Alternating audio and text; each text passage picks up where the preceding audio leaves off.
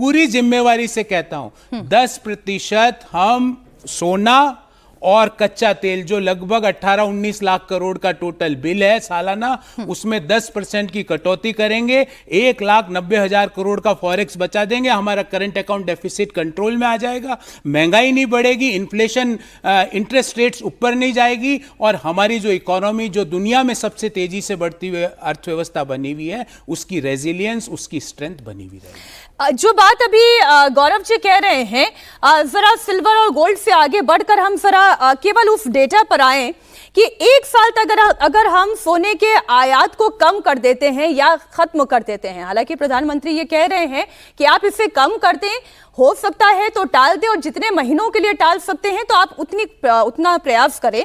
अगर आयात 30 से 40% तक की भी कटौती पर आ जाता है तो भारत में 20 से 25 बिलियन डॉलर्स बचाए जा सकते हैं। अगर हम सोने के आयात में 50% तक की कटौती करते हैं तो 36 बिलियन डॉलर्स की बचत हो सकती है। इतना ही नहीं, अगर ये रकम करंट अकाउंट डेफिसिट के आधे के बराबर, मतलब कि एक साल अगर हम सोना ना खरीदें, तो ऐसी परिस्थिति में देशवासियों को अरबों डॉलर बच जाएंगे।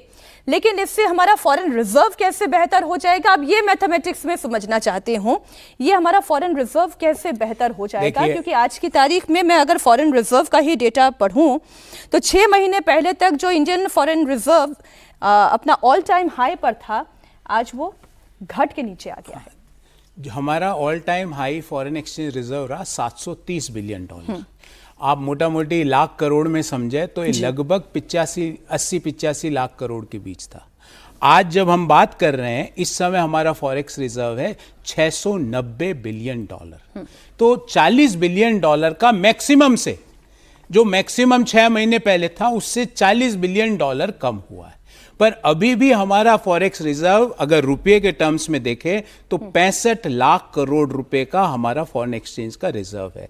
बड़ी कंफर्टेबल स्टेट ऑफ रिजर्व है, उसमें कोई प्रॉब्लम नहीं। और आपने जो करंट अकाउंट डेफिसिट की बात कही, हम तो 10% भी अगर कच्चा तेल और सोने को कम कर दें तो हम 1,90,000 करोड़ रुपए का फॉरेन आउटफ्लो को बचा सकते हैं, और हमारा जो करंट अकाउंट डेफिसिट है वो 3-3.25 लाख करोड़ के बीच है। तो हम लगभग उसका 60% उसको रिजॉल्व कर देंगे, और जो पीछे करंट अकाउंट डेफिसिट बचेगा वो हम उसको मैनेज कर लेंगे। देश की अर्थव्यवस्था में किसी प्रकार का इन्फ्लेशन नहीं बढ़ेगा, देश की अर्थव्यवस्था में ब्याज दरों में बढ़ोतरी नहीं होगी, देश की अर्थव्यवस्था में किसी भी प्रकार का नकारात्मक प्रभाव नहीं पड़ेगा। ये आप कह रहे हैं ना सर, लेकिन आज की हकीकत ये है कि अगर हम विदेशी निवेश को भी देखें, जो हमारे मार्केट में किसी टाइम पे बेहतरीन स्थिति पर था, आज की तारीख ये है कि ये विदेशी निवेश चाइना, ताइवान, जापान की तरफ जा रहा है। इसे रोकने के लिए सरकार क्या कर रही है? ये सवाल इसलिए है क्योंकि आपने भारतीयों से तो अपील कर दी, और भारतीयों की अपील हमेशा कैसे असर लेकर आती है, ये हमने देखा कि जब जवाहरलाल नेहरू ने कहा था कि सोना दान करें, तो भारतीयों ने अपने अपने घरों से सोना दान करना शुरू किया। जब शास्त्री जी ने कहा था कि एक वक्त का खाना ना खाएं, तब हमने कितनी राशन की बचत की थी। तो आज भी प्रधानमंत्री ने अपील की है। आपने अभी एक उदाहरण दिया कि जब अपील की गई थी कि जिन्हें सब्सिडी की आवश्यकता नहीं है, उन्होंने अपनी सब्सिडी छोड़ दी। तो जनता तो हमेशा आपकी बात सुनने के लिए तैयार है, लेकिन आप एफडीआई को कैसे बढ़ाएंगे?